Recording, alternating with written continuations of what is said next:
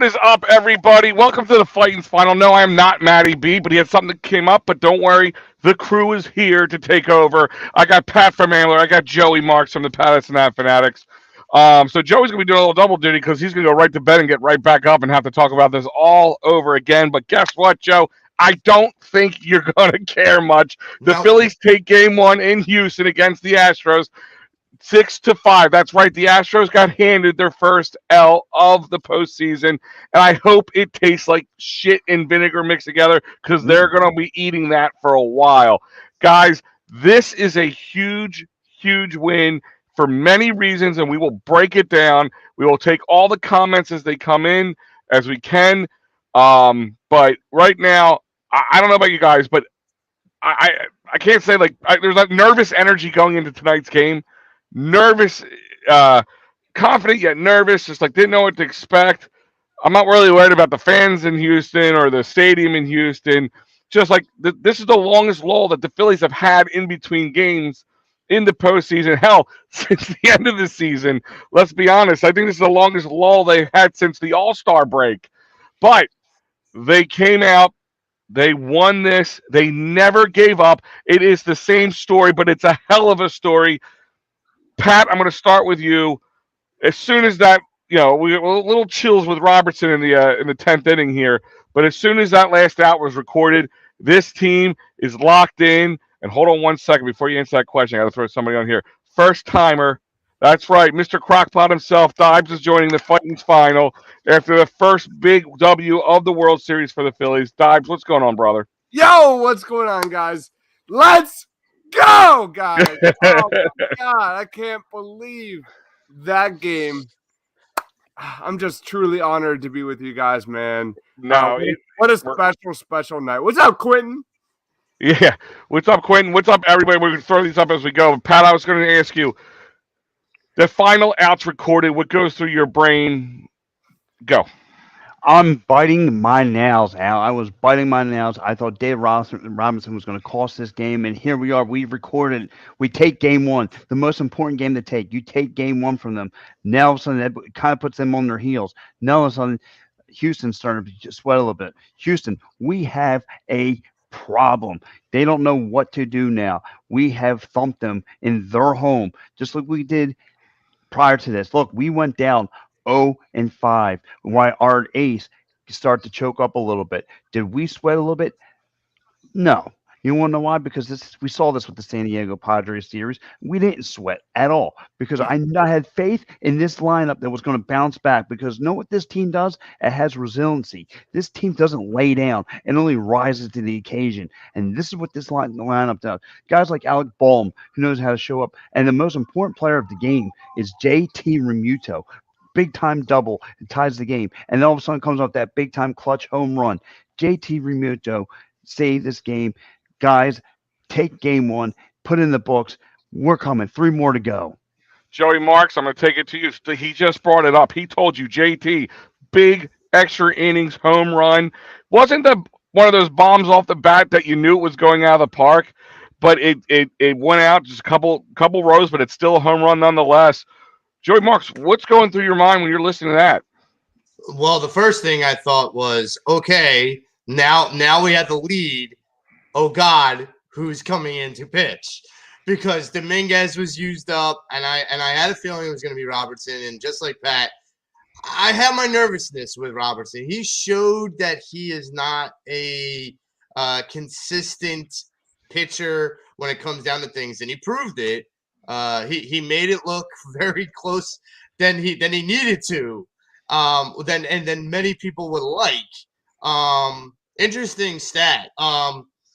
First time in World Series first time in 20 years that a team has come back from 5-0. Last time it was done 2002 against Dusty Baker's San Francisco Giants against the Anaheim Angels. Dibes, I'm going to take this next one to you. Our boy Chris Moore here says turning point of the game was Nick C, Nicky Backs, Nicky Castellanos, whatever you want to call him. Catch in the ninth to take it to extra innings. We've seen him do this just recently in a different series. He did it again. He actually literally kept this game alive. What are your thoughts going through this? Because people have been riding his case, and I know. I don't know, like, because there is some that, listen, we saw the problems with him with that bases loaded at bat. But what was your thoughts when that catch was made? I mean, that was it, right? Like he had to be the wild card of this series coming in because you knew Bryce Harper is probably not going to get a lot of pitches to hit here, given how amazing he has been in the NLDS and NLCS. And then that catch, yeah, that strikeout sucked. I'm not going to lie, but that catch was that momentum that carried this team forward. But going back to some previous comments, like about JT Realmuto, like that's what this magical 2022 Phillies team is all about. Everybody's stepping up. It was Bryce Harper, Reese Hoskins, Alec Boehm. Tonight it was Stott having great at bats. JT Realmuto stepping up. Like everybody on this Phillies team has stepped up in their respective spots, and that's going to be the thing that I remember most. I am going to remember most this team refusing to lose again and again and again. They have been in these spots every single series going through this postseason, and they have come up with the win. And I'm just blown away at their resiliency. I am blown away at their bullpen tonight. Dave Robertson, my goodness. I am blown away at their discipline at the plate. Even though like Nola didn't have it tonight, when he did have it, those curveballs, those Houston Astros, man, they were so good at laying off when it did in that zone. Like they were very, very good. And the better team won today. And what that means for this series moving forward, man, how can you not be jacked up as a Phillies fan moving forward, man? How they win is the takeaway heading into this series, and how they won tonight, that is the takeaway. This team is for real. No, and let's talk about that for a second, because the starting pitching was what all the conversation was about. Right before a few days ago, Rob Thompson announces that it's going to be Aaron Nola starting over Wheeler to go up against Verlander. So let's look at that lineup, or that pitching stat line right now. Nola went 4 1/3 inning, 6 hits, 5 earned runs, 2 walks, and a strikeout. Right. Well, let's look at Verlander, which, listen, as Pat right before he jumped off said, he mentioned they were kissing his butt on the feed in Fox. They were all over him. I mean, the storyline with Verlander was he's 0-6 and 7 starts in the World Series, and it looked like he was about to kind of break that streak. He ended up going 5 innings, 6 hits, 5 earned runs, 2 walks, and 5 strikeouts. There's another stat too there that was interesting. 67-0 when having a 5-run lead. Verlander was. Yes, he was. And so it turned out to be a bullpen game, in the long run, if you want to call it that. But one Phillies bullpen member, I want to talk to you guys, and I want to talk about today how it affected us, but also what repercussions we could see. Joey Marks, I'll start with you. Ranger Suarez makes an appearance out of the pen. First, they go in the 5th inning to Alvarado, and then here comes Suarez after him. I'm sorry, here comes Eflin, and then they put Ranger in before Sir Anthony, and of course David Robertson at the 10th inning. But what do you think this will affect him at all with his start, which would be, of course, Halloween Monday? No, I don't. I really don't. I don't think he pitched enough to validate the idea that he could be tired. I mean, there's even a possibility that if on game 3, it's going to be jacked up at the bank. And you can bet that if the Phillies get on top of Houston in game 3, that, Top may not keep Ranger in very long there either. This is a strategy that Top's been implementing throughout the postseason, and it's worked up to this point. And the shocker for me, it worked, but the shocker for me was that he removed Alvarado after 7 pitches. I was a little shocked about that. I understood the matchup righty on righty. But I was a little shocked that you didn't give him a little bit more rope, because he didn't really show any weaknesses. So, and he's one of your big dogs in that bullpen. But look, Ranger going solidified a little bit of that bridge. The bridge that Alvarado started, Eflin continued, and then went into Ranger. And then Dominguez really just doing Dominguez things in the bottom of that game. And then Robertson with the rescue, I guess. Well, I gotta put this up there. This is your co-host for tomorrow, there, Joey Mark. So I'm gonna let you deal with him tomorrow. But negative Dave Yarnell's at it again over here. The 76ers took game 1 against the Lakers. How did that turn out? The series is long from over. Whoa, come That's on, my guys. opinion. Listen, No. Dave, I get it, but look at the whole storyline of this game is they were down 5-0. They came back, they won it.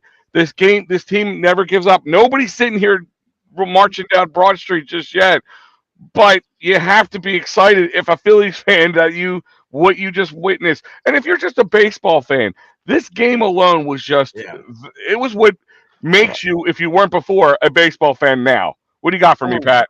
Hold on, I gotta stop that buffoon in his place. Look at his profile photo. Okay, he's a Cowboys fan. He's a -80. This is what he lives and dies by. Don't pay no attention to Cowboy Dave. Okay, he's an idiot. Okay, that's enough said out of him. You know what I mean? He's been blowing on my phone ever since the Phillies got in postseason. He's the one giving me these bright ideas. Well, the Phillies will never beat Paul Goldschmidt. They're gone. The Phillies won't take care of the Braves. The Braves are only going to repeat. Gone. The Padres are going to have this great bullpen. Gone. Dave, you're an idiot, okay? Flat out idiot. But anyway, I just had to get that off my chest. But, Okay, you got that off my chest. I'm going to give Joey Marks the job of tomorrow to beat him up. Oh, lay him down the hammer. Live on Patterson Ave, which is, of course, 9 a.m. here on Edge of Philly Sports, as well as the Painted Lines. So it would the bullpen for both sides was the key, was just who would let up one first. And if you look at the bullpens on paper, you're definitely thinking more or less it's going to be the Phillies, because we have everything we are. It's popsicle sticks and duct tape. You know what I mean? And yet it's working. Okay, it's working. And ultimately, it was Garcia who lets up the home run, which I said was not one of those ones off the bat where you're like, oh, it's gone. You're just throwing your hands up in the air. You're just watching this guy go back, and it goes in the second or third row. But let's talk about an at bat that probably frustrated us as Phillies fans and people. And like this, I want to say a little. Since he's not here tonight, I know, and Matty B would own up to us. He was on JT's case all season long. A lot of people were complaining that JT was a bad mistake signing him. I guess he's proving all the naysayers wrong. He's been proving us wrong since the second Harper went down in San Diego early on in the season. But I want to talk about, this is the good and the bad, I call it, with Nicky Batts. So he had one hit, one ribby today. The amazing defensive play that kept us in the game. But let's go to when the bases are loaded. 2 outs. Here he comes up the bat, right? It's against former Philly Hector Neris. So heart attack Hector. Yes, heart attack Hector. We used to lovingly call him heart attack Hector, because you never know with him. But he is. Listen, I get it. He's an aggressive swinger. But Dives, I don't know if you noticed this, but I don't think one of those balls were in the strike zone. I know you have to take the good or the bad. What are your thoughts on the situation? You nailed it. 0 pitches were in the strike zone, and the Astros knew that 100% coming in. So that's really what it is. I mean, that he is the wild card of this series. He has to be that guy that protects Bryce Harper. He had his defensive moment in a postseason full of Phillies blunders when it comes to defensive terrible plays. So for me, I'm going to give him a pass because of that diving catch he had there in the late innings. But it was that would have broken open. I'm not going to sit here and complain about a Phillies win here in Houston in the game 1 of the World Series. But for me, it was a very terrible moment because I remember waking up my wife and she was very pissed when I woke her up, just swearing nonstop. Yeah, I would imagine. And like I said, I was like, that's it. I don't know. Maybe it's baseball 101. Maybe listen, if he hits the ball, we're not having this conversation. But that's a position where you take pitches. If the guy wasn't, I mean, it wasn't like he was throwing lights out before he got up to bat. The guy was all over the place. You make him throw you a strike, then you swing. Mm-hmm. So I mean, he would have been 2-0 before you even had to think about swinging. But like I said, it's the past. We get past it. The good with the bad. The one thing that people really blasted him from the get go is he's a terrible defensive player. Thank God we have the DH because guess what? We're not. And then look at we have to run Harper through it. But he's come up. This is twice down the postseason. He's made. I mean, you could probably layer the video over top of each other, and it's almost the same exact thing. So you take the good with the bad, but I really do hope that Rob Thompson pulls him off to the side and goes, "Listen, enjoy the win, but we could have been. This could have been over 9 innings if you just had some plate discipline, some patience Mm-hmm. at the plate." Um, let's talk about the starting the Phillies top of the lineup.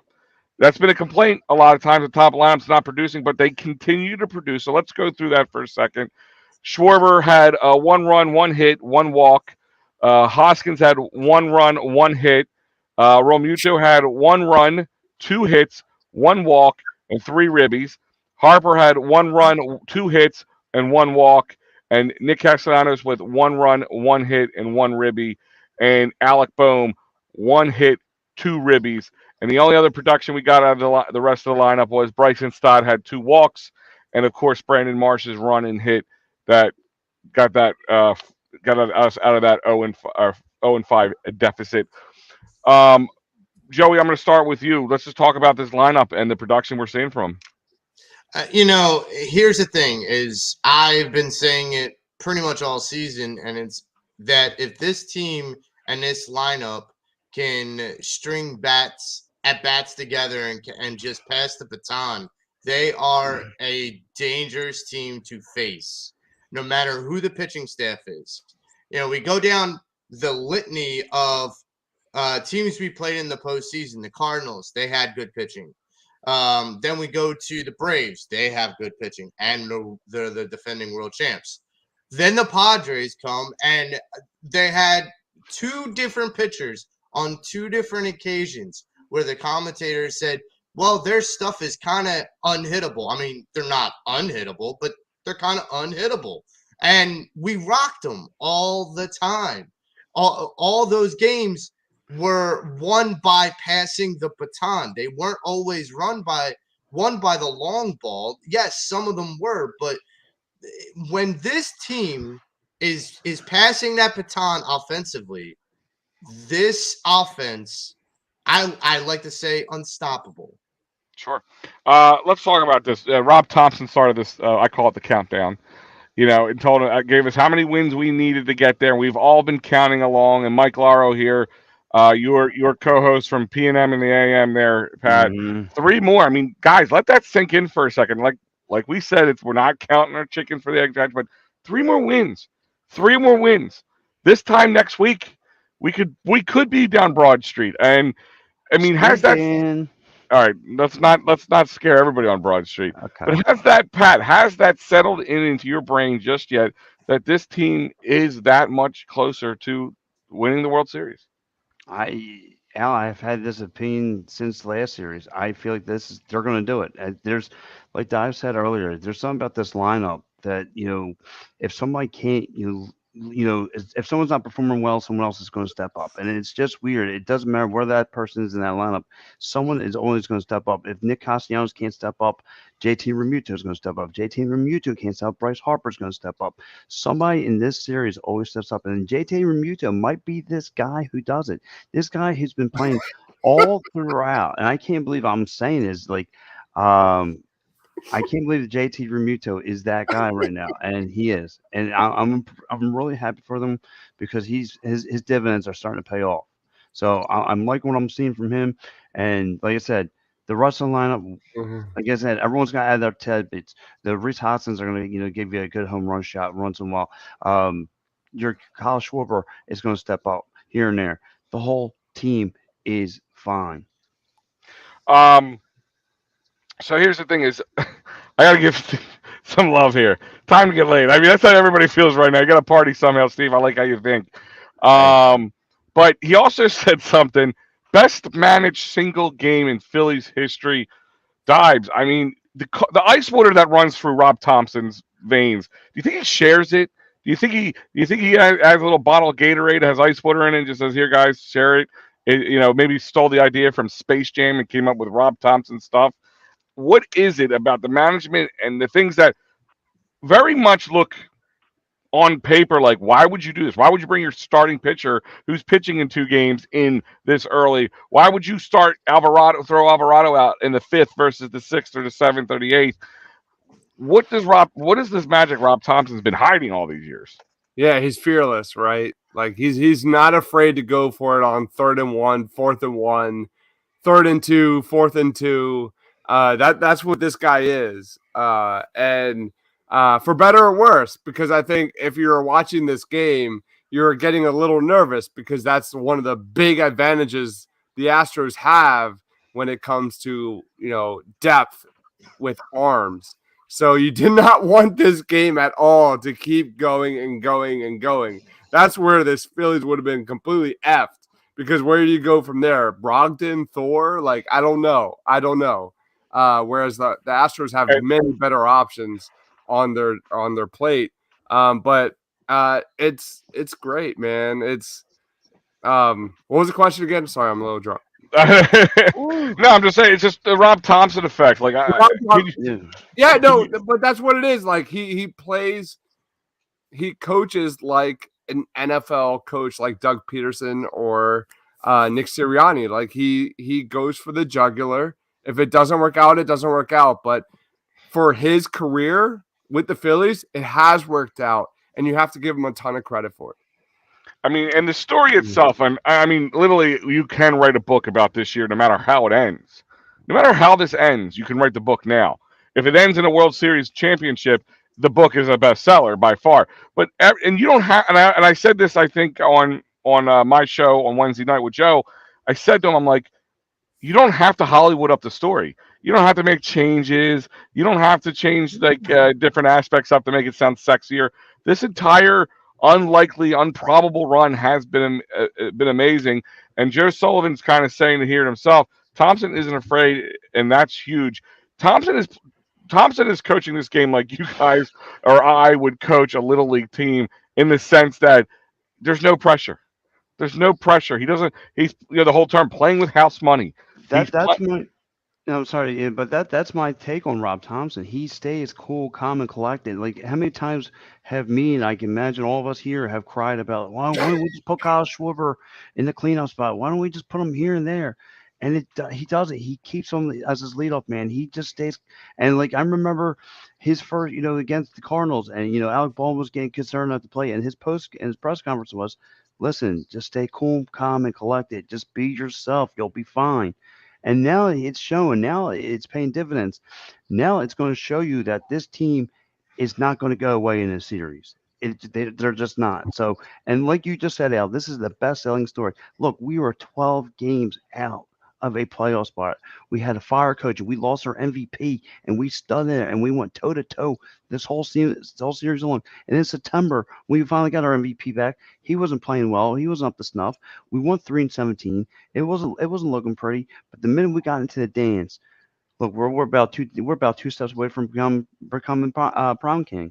So that's the way I look at this season. It's just there's no quit in this team, and Rob Thompson at the helm deserves every penny that he's going to get. Yeah. I mean, I would say that, with Rob Thompson, some of the poise that he has in these big games, in the World Series more especially, it goes back to his time at the Yankees.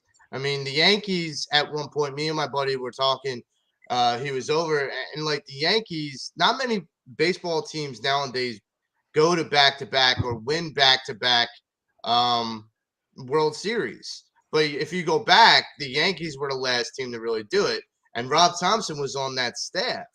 And so you got to understand, like, Rob understands the moment because he's been there before. Maybe not as a manager, but he's been there before. And for me, it's a matter of understanding the situation and not, sweating the small stuff. I go back to like a Bill Belichick kind of comparison. When Bill Belichick gets into the Super Bowl, he doesn't sweat the small stuff. He just plays like he just coaches like Bill Belichick knows how to coach. That's what he does. And like Quentin says here, is this a series like Eagles versus Pats or Sixers versus Lakers? Because here, Dave is saying, "Hey Gobbler, what are you in the disco ballroom?" I guess with the flashing light. It's the red light. That's how they know he's ready. Let's see if it moves. Travolta series is far from over. Laugh out loud. Yeah, Dave. I get what you're saying. Like the series far from over, and like I said, nobody's counting this as a World Series championship. No. But my point is you took game one where we got swept out after all that. But look, we took game one in 2008 and we won the World Series. And like Quentin just said here, is this series more like the Eagles versus Pats or the Sixers versus Lakers? Time will tell. And I know we're getting a little late here, and I'm going to kind of wrap it up shortly. By the way, Houston has never won a game one. Yeah, this is not the Los Angeles Lakers. There's no Kobe. There's no Shaquille O'Neal here. They lost to Atlanta, right, last year. Like, let's get real here.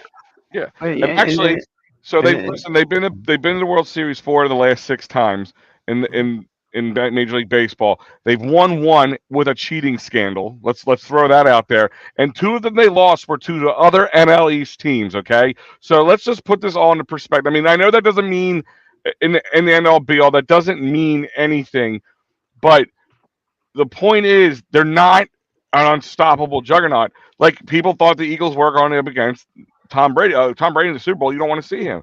You don't want to see Tom Brady in the Super Bowl. No, well, you had a backup quarterback go gun to gun, arm to arm with him the entire time, and ended up edging it out with one of the most ridiculous plays in Super Bowl history. So there is no reason that this team can't find magic, because it's been finding magic the whole time. And I won't even say find. It's not finding means you're looking for it. It's just been there. I've been at a lot of these games. I literally sat 2 rows away from this team. I could have reached out and touched them and watched them. They were turning around and looking at us and telling us to put our arms in the air. They can feel it too, and they have nothing. They don't fear whoever's across the field from them, no matter who it is. The best of the best pitcher, the best of the best batter. They don't fear them, and that's what winning teams do. They don't fear. They don't go in like, oh, am I going to pitch around this one guy? Am I going to walk him every time he comes up? I mean, let me tell you something. There's something we didn't talk about yet. I'm going to touch on. I don't know the last time I saw an ump call a guy for leaning in and taking the pitch. I couldn't tell you last time, let alone in a World Series game. But I mean, he was totally right. I'm not just saying that as a Phillies fan. He was totally right. He came in, he popped that elbow right out. It was blatant as the day is long. But to me, that was like, you just telegraphed to me, you're afraid. Yeah. You're afraid of this big moment right now. You're afraid of what's going to happen next. And to me, that was his kind of shot in the foot moment and put this game out of reach for the rest of them. What do you guys think? Dives, I'll let you go first. No, I mean, if you heard previous shows, like winning game 1 against the Astros is so monumental. I've said many times that I think the Astros came into this series way too high. The Phillies had nobody to be scared of. If there was anybody to be scared of right now, it's the Houston Astros, because it's the Phillies that were clicking on all cylinders offensively, with their starting rotation, like Wheeler, especially Nola, who didn't have it tonight. And every time it seemed like when the curveball hit, the Houston Astros laid off of it, and kudos to them, because I thought they had great plate discipline against Nola. But like, this is what this is all about, man. Postseason baseball. Win, you get in, anything can happen. The Phillies have an entire resume throughout this entire postseason of bloop hits, dribblers down the line, you name it, like pass balls, pitching wise, runners in scoring position, they get out of jams. There is magic 100% in play for the Philadelphia Phillies, and you can't discredit that. This team is clicking in every single facet you can imagine. And even if you look at the bottom of the lineup and you see a lot of like zeros, like Bryson Stott just missed some pitches. He had great at bats. Alec Boehm had great defensive plays. They are doing it in every single level here. So I'm just so impressed. And this is coming from a guy, Phillies wise, I have not been the biggest supporter. So I am just blown away at this Phillies team and their resiliency, their refusal to quit, their refusal to lose, and they have shown it again and again. And this is what the magic is all about. This is what postseason baseball is all about. I'm just so blown away. Joey, now I don't want to get ahead of ourselves, but we know who's on the mound tomorrow. We know Zach Wheeler, who is the ace of this team, who is going up against another good player. Don't get me wrong, but what kind of pressure does this put on the Houston Astros not to go down 0-2 in their home field going into Philly? I don't care what you say and how cool, calm, and collected you are. You've played the Mariners. You played the Yankees, who couldn't sell out their stadium. But you haven't been to South Philly and going down 0-2. I mean, not putting the win in front of us. What's going through? If you're the Astros, what's going through your head right now? Well, first off, let me add one other team there. You have the LA Dodgers, which the LA land is not, full of any fans. We've already covered that in other shows about other sports. So I'm not going to sit here and say Los Angeles Dodgers fans are like the most passionate, especially more passionate than Phillies fans. Listen, it's a different animal. And so when you go in the game two with your stud ace in Zach Wheeler, if the pressure for the Astros, if they took game one, would have been 50%, it's now, because they lost game one, up to 100%. Because if you come back to Philly down 0-2, this series will not go back to Houston. I promise you that. Here, and Pat, I had this question, but Mike kind of said it first in the chat here. I'm wondering, with Rangers pitching tonight, will he start game three or no? He can still pitch. He can still pitch, but I'm going to ask you this question. I'm going to play devil's advocate, Pat.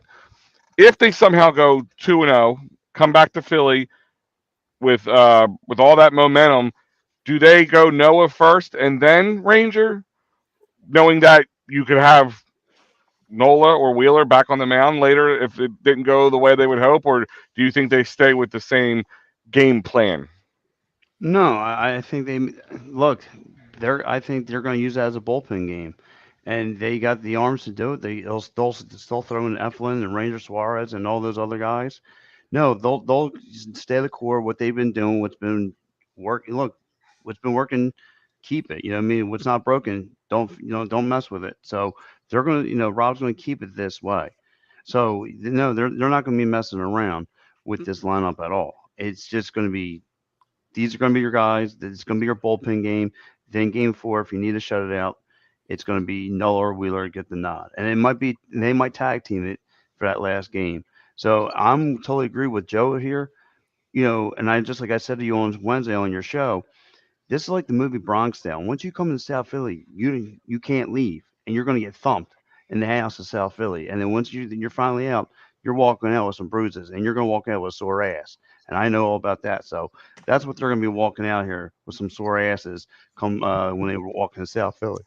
By the way, did anybody else recognize, like, after the seventh inning, like you could see the entire Houston Astros fan base sitting on their hands and just dead quiet. You could hear it was like a library. You can hear the ball hitting the mitt. That's how quiet it was. And you heard the umpire. Astros game one. I guarantee you, game two, you take an early lead. that team will crumble, and we are heading back to Philly 2-0. And You, and to piggyback what Dives is saying, look, and give Wheeler, I mean Verlander his due. At the beginning part of it, he was mowing us down. He mowed us down, but I said he's going to get softened up, and when he does, this lineup is going to take liberties on him, and that's I knew. Like I said, I didn't bite my nails or none of that. And you saw like okay, they made a 3-5, 5-3 game, and then you got JT and tied it up. And like Dive said, it was like a library up in that joint. Like it got real quiet. I mean, here's the thing. It got so quiet that play that Al was talking about happened after the seventh inning when the guy leaned in. You heard everything the ump was saying in the conversation.